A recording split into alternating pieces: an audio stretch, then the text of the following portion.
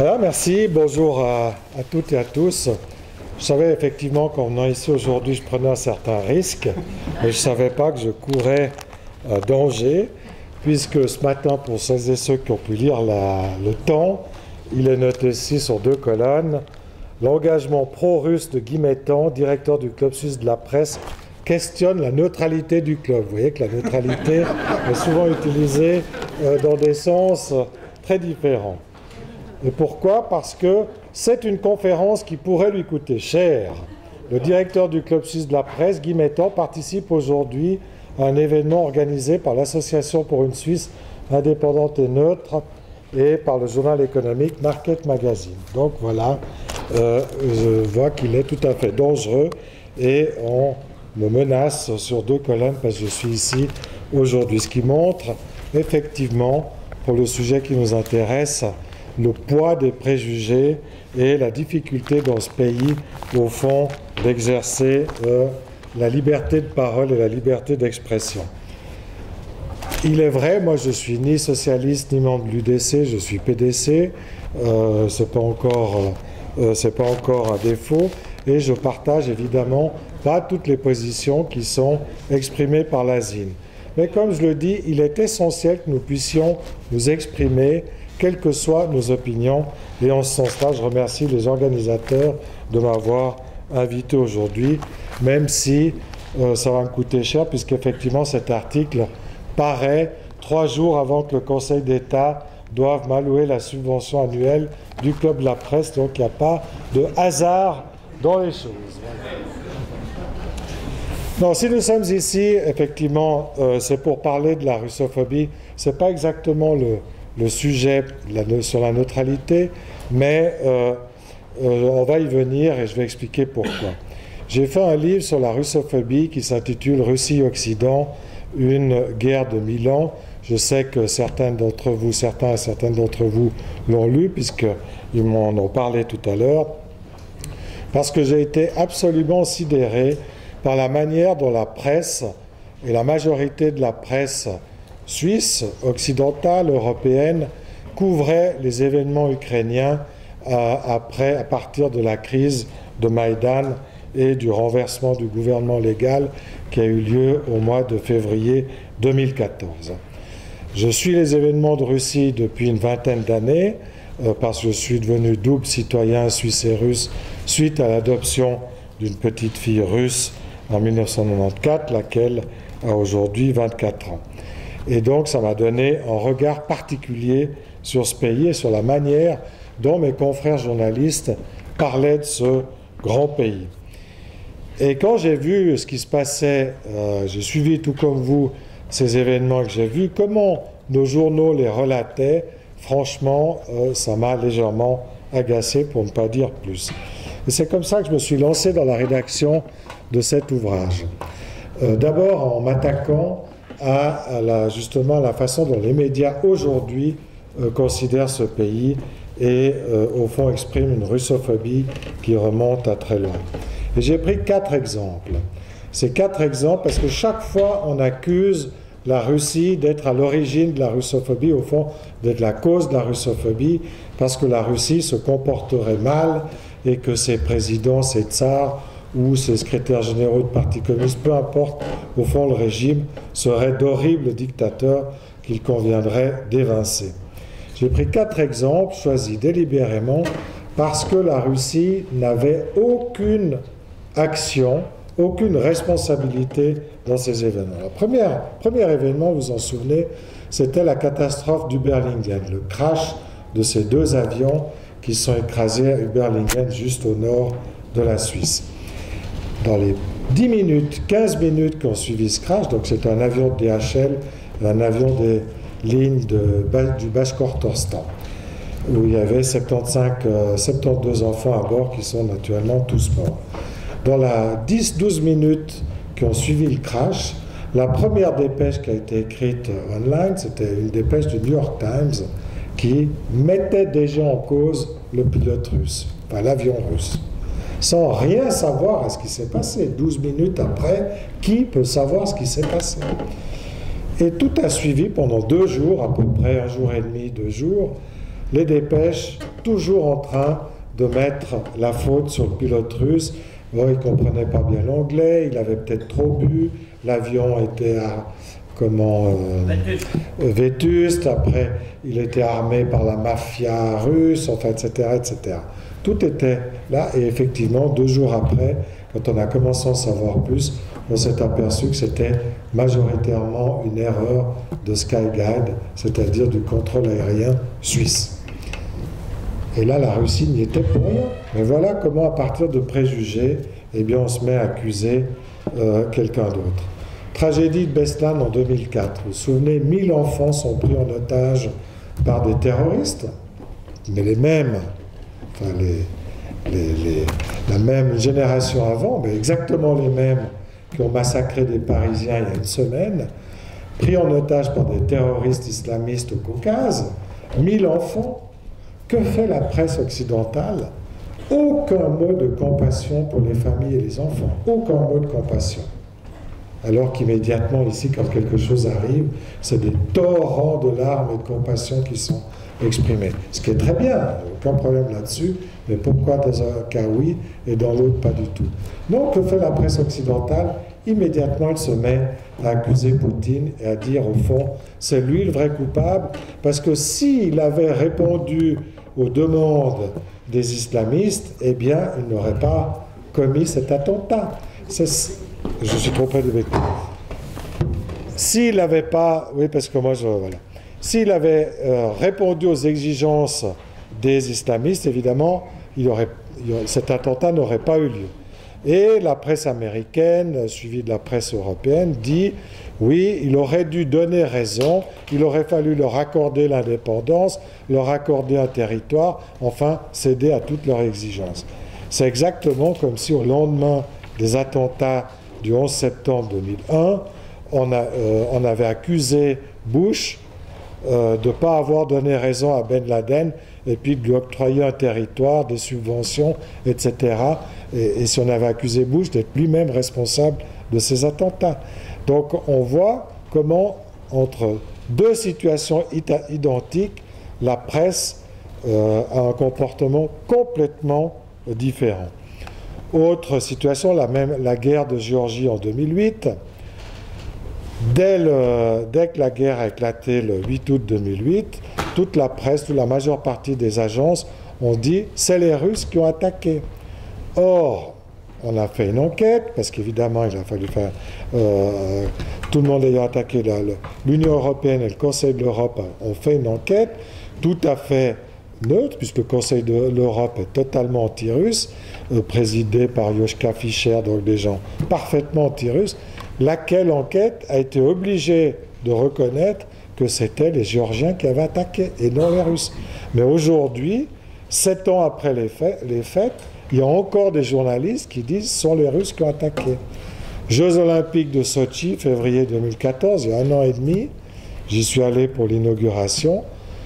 La veille, 48 heures avant l'inauguration, la majorité des journaux, tous les rapports écrits par les journaux, tous les reportages faits par les journaux, dénigraient ces Jeux Olympiques pour dire oui, il y a des gens qui ont été déplacés, il y avait de la corruption, il y a des robinets qui ne marchent pas dans les chambres d'hôtel, ceci, cela, etc. Alors même que c'était les Russes qui avaient payé ça, que c'était leur affaire et qu'au fond, ils ont le droit de dépenser leur argent comme ils veulent. Juste pour l'anecdote, il y a un journaliste de la Wiener Zeitung qui s'est dit, mais c'est totalement absurde, cette espèce de Russian bashing, c'est totalement si démentiel qu'il a eu la bonne idée d'aller prendre une photo de la rue de la Leopoldstrasse, enfin la rue de Vienne, dans le quartier où il habitait, qui était en travaux, en chantier, avec des trous, des blocs, enfin le goudron éventré, etc. Puis il prend une photo de sa rue, puis il intitule ça « Sochi 2014 ». Il a eu, je ne sais pas combien de centaines de tweets qui ont dupliqué cette photo. Il a eu des appels de CNN pour lui acheter les droits de la photo, etc., etc. Après, juste après une douzaine d'heures, voyant que ça s'emballait complètement, il remet sa photo, puis il dit, écoutez les gars, non, c'était une plaisanterie, c'est la rue en bas de chez moi. Personne n'a repris. Personne n'a démenti l'information. Ça vous montre effectivement le ridicule qu'on peut atteindre parfois dans ces domaines. Et c'est ce genre d'attitude justement qui m'a déterminé à écrire ce livre. Alors, je ne vais pas vous en faire j'ai pas le temps. Là. Ouais, non, ça va encore. Vous me dites si je dépasse le temps. Et j'ai cherché à comprendre pourquoi. Pourquoi une telle déformation systématique dans la manière de parler de ce pays qui nous est proche, puisqu'au fond, c'est un pays européen, c'est un pays chrétien, même s'il est orthodoxe, enfin par énormément d'aspects, évidemment, qui nous est très proche. Et je suis remonté effectivement à l'heure du schisme et à Charlemagne. Et là, je sais que Charlemagne est un héros de l'Occident, mais pourquoi Charlemagne? Parce que c'est lui le premier qui, au fond, a été un séparatiste par rapport à l'Empire byzantin. Charlemagne s'est rebellé contre l'autorité de l'époque qui était l'empereur byzantin. C'est l'empereur byzantin qui était l'héritier de l'Empire romain après la chute de Rome en 476. Et c'était l'Empire romain d'Orient. Et Charlemagne, qui venait de conquérir plusieurs territoires, les Saxons notamment, donc c'était un Franc, c'était un Allemand, était tout content de ses conquêtes et de sa nouvelle puissance, et s'est estimé nécessaire, au fond, de devenir l'égal de l'empereur romain de Byzance. Et il a pu le devenir grâce au fait que le pape se trouvait dans une très mauvaise situation. Il avait été jeté à bas de sa mule par les Romains, mis en prison. Il avait envoyé un émissaire à Charlemagne pour lui demander de venir avec ses troupes le rétablir sur le trône papal.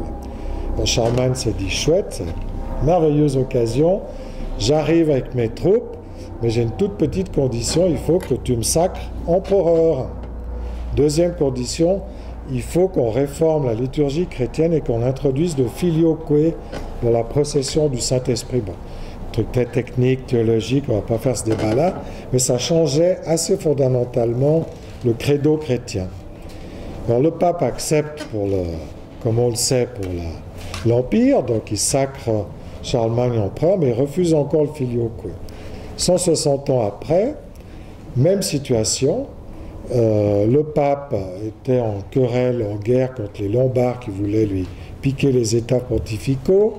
Il appelle Othon, souverain duc de Saxe, je crois, à l'époque, à son secours. Puis Othon, qui n'avait pas oublié Charlemagne, dit je traverse les Alpes, dardard, j'arrive, mais il faut me ressacrer empereur. Et c'est ce qui arrive en 962. Le nouveau pape sacre Othon empereur et crée le Saint-Empire romain germanique. Othon dit la même chose, il faut qu'on introduise le filioque. Et voilà, c'est comme ça que le schisme se produit, puisque 50 ans après, son successeur réussit à introduire ce fameux filioque qui sera la cause du schisme. Pourquoi? Parce que les conciles œcuméniques, c'est-à-dire les conciles démocratiques qui avaient décidé au 5e, 6e siècle, la liturgie chrétienne avait été prise de façon justement démocratique. Tout le monde avait participé, tous les représentants de l'Église d'Orient, du Sud, d'Afrique, de Grèce, d'Europe, etc. y étaient. Et disaient les Byzantins, on ne peut pas changer le credo sans décision, entre guillemets, démocratique, sans décision d'un concile œcuménique. Il ne peut pas y avoir une personne dans son coin qui change le credo. Et c'est ça qui a déterminé le schisme. Et après ça, on voit se mettre en place, chez les théologiens catholiques, chez les théologiens romains, toute une littérature et toute une construction pour justifier ce schisme, et qui consiste à dénigrer l'Église orthodoxe, l'Église grecque, avec toutes sortes d'adjectifs et de qualificatifs désagréables. Par exemple, c'était des barbares, parce qu'ils ne parlaient pas le latin, ils parlaient que le grec, qui est vraiment une aberration quand on connaît l'histoire.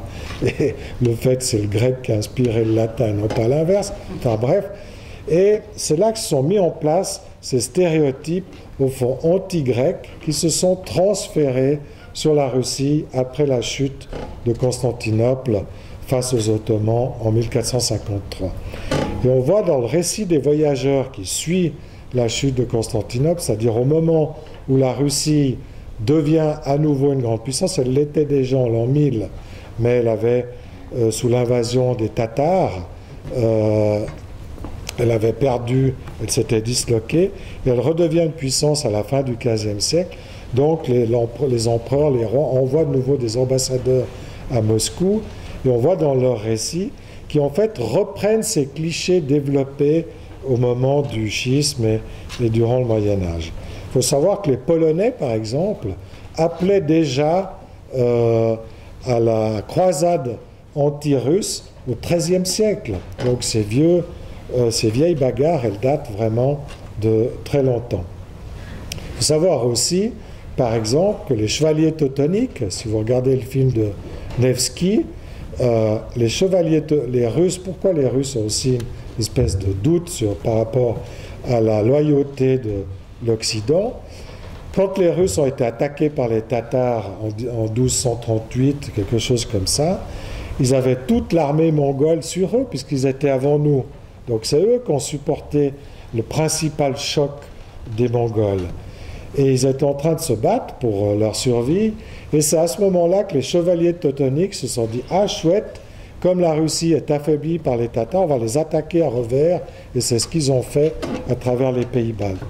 Et c'est là que Nevsky s'est dit évidemment, je suis foutu dans cette affaire. Et il a riposté en faisant une trêve avec les Tatars pour aller battre les chevaliers teutoniques. Les Russes n'ont jamais oublié ça. Ils se sont dit, mais comment on peut travailler entre chrétiens si on nous fait ce genre de coup au moment où notre pays est le plus menacé par une invasion qui est presque arrivée aux portes de l'Europe occidentale. Juste pour vous dire, je ne vais pas vous raconter tout le livre, moi j'ai développé ensuite la russophobie française, en montrant, juste un petit mot là autour, pour montrer que la russophobie française a commencé à la fin du XVIIIe siècle avec l'écriture du Faux Testament de Pierre le Grand sous le roi Louis XV. Pourquoi? Parce que, avec des émigrés polonais, parce que la Russie commençait à devenir une puissance à l'époque moderne très importante, avec Pierre le Grand, Catherine II, etc., et menaçante pour en tout cas pour la France de l'époque, semble-t-il. Et il a fait établir un Faux Testament de Pierre le Grand, dans lequel Pierre le Grand aurait prétendu qu'il léguait à ses successeurs le soin de conquérir l'Europe. Au fond, il fallait que l'empire tsariste s'étende jusqu'au Portugal, ce qui était évidemment complètement faux. Mais pendant un siècle, ce Faux Testament était considéré comme vrai. Il a été prouvé, sa fausseté a été prouvée seulement dans les années 1870-1880. Et pendant un siècle, on s'est appuyé là-dessus pour justifier toute la russophobie française. Napoléon est le premier qui l'a publié en 1812 pour justifier l'invasion de la Russie. Il a fait publier un livre en 1812 dénommé Le Sûr, qui est sur la Russie, dans lequel il publie le Faux Testament pour justifier ça. Les Anglais vont l'utiliser en 1850 pour justifier la guerre de Crimée. Donc on voit que c'est la même chose que les fausses armes de destruction massive de Saddam Hussein forgées par le Pentagone en 2003. C'est exactement le même type d'attitude. Et voilà, bon, la russophobie française. Ensuite, j'examine la russophobie anglaise qui démarre en 1815. Comme par hasard, les Anglais se servent de la Russie pour battre Napoléon, qui était leur ennemi principal. Aussitôt la victoire contre Napoléon acquise, réalisée principalement grâce aux Russes, comme en 1945, comme la Deuxième Guerre mondiale. Ceux qui ont gagné contre Napoléon, c'est d'abord les Russes, qui ont vu leur capitale brûlée, leur pays ravagé, et des dizaines et des centaines de milliers de morts, alors que les Anglais s'étaient battus, mais ont eu quelques milliers de marins morts à Trafalgar et d'autres à Waterloo, mais sans comparaison avec l'effort russe. Eh bien, exactement, ça se reproduira exactement à l'identique pendant la Deuxième Guerre mondiale. Qui a gagné la Deuxième Guerre mondiale? C'est les Russes. 13 millions de morts russes, 300 000 Américains. Donc je veux bien que l'effort américain ait été absolument génial, il faut quand même voir la comparaison des efforts. Il n'y a pas photo entre les deux efforts. Eh bien, que feront les Américains? Les Américains célébraient Staline dans le Time Magazine des années 44-45. Mettaient en photo Zhukov, reçu en grande pompe comme un héros à New York. Immédiatement, la guerre sur Hitler gagnée, les Américains se retournent contre leur ancien allié russe, soviétique à l'époque. Mais il faut savoir que Staline était un héros aux États-Unis, ce qu'on a complètement oublié maintenant suite après 30 ans de guerre froide. Donc vous voyez cette espèce cette difficulté de ces relations et comment au fond ces préjugés ont une vie très longue. Et moi c'est ce qui m'a intéressé là, donc j'essaie de les faire remonter, de creuser dans l'histoire pour montrer comment les choses s'étaient passées pour toutes sortes de raisons, géopolitiques ou idéologiques, etc. Même chose, la lutte contre le communisme, la guerre froide. Moi, je ne suis pas un communiste et je ne pense pas qu'il y en ait beaucoup dans cette salle. Mais peut-être un, il faut toujours une exception. Mais si la guerre froide avait été justifiée par la lutte contre le communisme, elle aurait dû s'arrêter en 1991 quand l'Union soviétique est tombée. Or, qu'est-ce qu'elle a fait? Elle est renée avec encore plus d'agressivité à la fin des années 90. La russophobie, la lutte contre la Russie. Donc ça veut dire que cette guerre froide, pour moi, était une instrumentalisation par la grande puissance maritime, en l'occurrence les États-Unis, pour affaiblir la grande puissance terrestre qu'était soviétique. Alors voilà, je veux bien qu'on utilise que le communisme n'était pas une idéologie que nous partageons et contre laquelle il incombait de lutter, mais dans ce cas, il aurait fallu pousser la logique jusqu'au bout, dissoudre l'OTAN en 1991 et intégrer la Russie dans la communauté européenne occidentale comme c'est sa vocation, et non pas la repousser et ranimer l'OTAN, installer des boucliers antimissiles devant sous le nez des Russes jusqu'au fond des pays de l'Est, contrairement à l'accord qui avait été pris avec de la parole donnée à Gorbatchev en 1990, qu'on peut trouver d'ailleurs dans le récit des acteurs de l'époque, comme l'ambassadeur Matlock. Donc c'est ça qui me gêne profondément, et nous on est les dindons de la farce, à la limite. Les dindons de la farce. À la limite, les gens qui ont honnêtement lutté contre le communisme se retrouvent bernés, au fond. Parce que ça veut dire qu'ils ont été utilisés pour réaliser les buts d'une grande puissance, puis après, on a continué à le faire alors que le communisme était tombé. Et je connais effectivement des gens, des anti-communistes qui l'ont trouvé saumâtre. Je ne peux pas l'exprimer autrement, parce qu'ils ont eu le sentiment après qu'au fond, on les avait... Je peux le citer, en fait, son nom, c'est Anatole Yevhen qui parlait l'autre jour au GCSP, ici à la Maison de la Paix. Il a écrit un article dans ce sens-là. Donc, voilà ce que j'ai essayé de faire.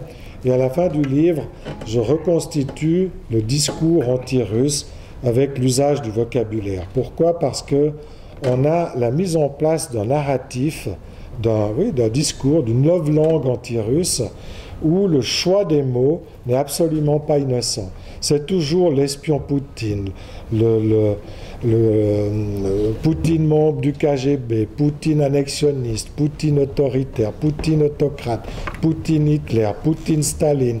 Vous ne pouvez pas voir le mot de Poutine écrit dans un journal ou un magazine occidental sans qu'il soit affublé d'un qualificatif extrêmement péjoratif.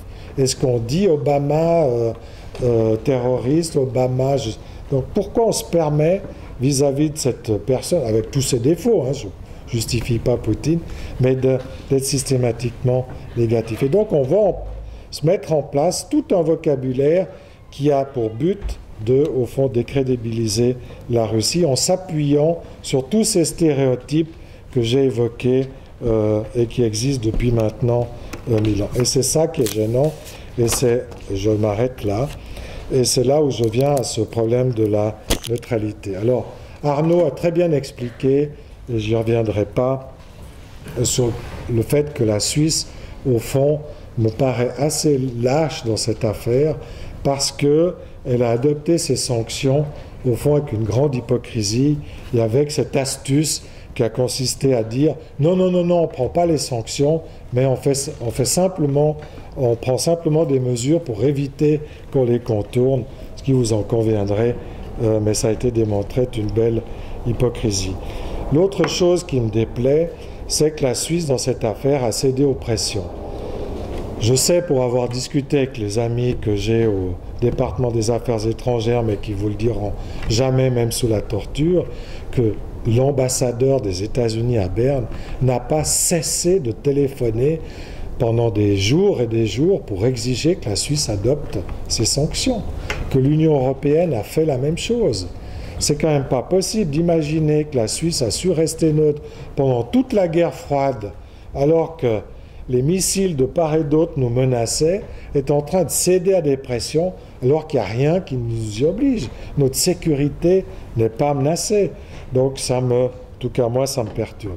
Puis l'autre raison pour laquelle je trouve que la neutralité, comme le dit notre titre, elle est nécessaire. L'autre question, c'était quoi? La neutralité...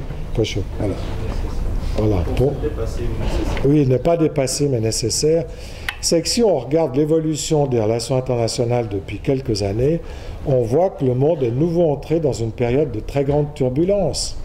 C'est le moins qu'on puisse dire, avec encore des attentats commis la semaine dernière à Paris. Si on regarde l'évolution avec la Syrie, si on regarde même ce qui s'est passé ces 10 dernières années, on voit qu'il y a des guerres qui ont éclaté partout. En Afghanistan, 2001, en Irak, 2003, en Libye, en Syrie, 4 guerres nouvelles en 10 ans. Enfin, c'est quand même une performance que de réussir à semer un tel désordre en aussi peu de temps. Donc on voit que, pourquoi? Parce qu'il y a une espèce de stratégie du chaos qui est en train de se mettre en place et que donc ça perturbe gravement la sécurité internationale sur le plan général. Et on voit aussi qu'il y a d'autres menaces qui se sont globalisées, puisque le terme est à la mode, le réchauffement climatique.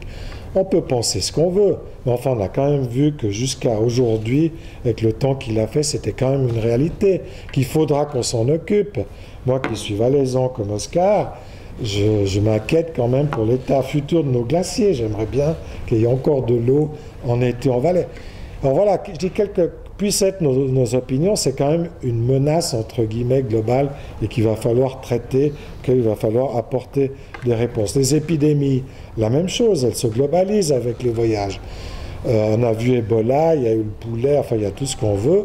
Donc j'entends, on a aussi une généralisation des menaces et donc on voit que l'insécurité générale, que ce soit sur le plan militaire, policier, l'immigration, autre exemple patent où effectivement qui montre que le monde entre dans une période de nouvelles turbulences. Donc dans ce contexte-là, la neutralité suisse me paraît être un atout qu'il faut absolument faire redécouvrir et qu'il faut valoriser parce que les 50 dernières années nous ont montré c'est un élément fort pour la place de notre pays dans le monde et puis pour nous en tant que Suisses pour pouvoir offrir nos bons offices, continuer à faire ce qu'on a fait, valoriser l'humanitaire, etc. Tout ce qu'on sait au demeurant parfaitement bien faire. Donc étant donné, la Russie est un exemple particulier dans ce contexte, mais même si on élargit, on voit qu'effectivement il faut qu'on continue à attribuer à la neutralité la place qui convient dans notre politique extérieure. Merci.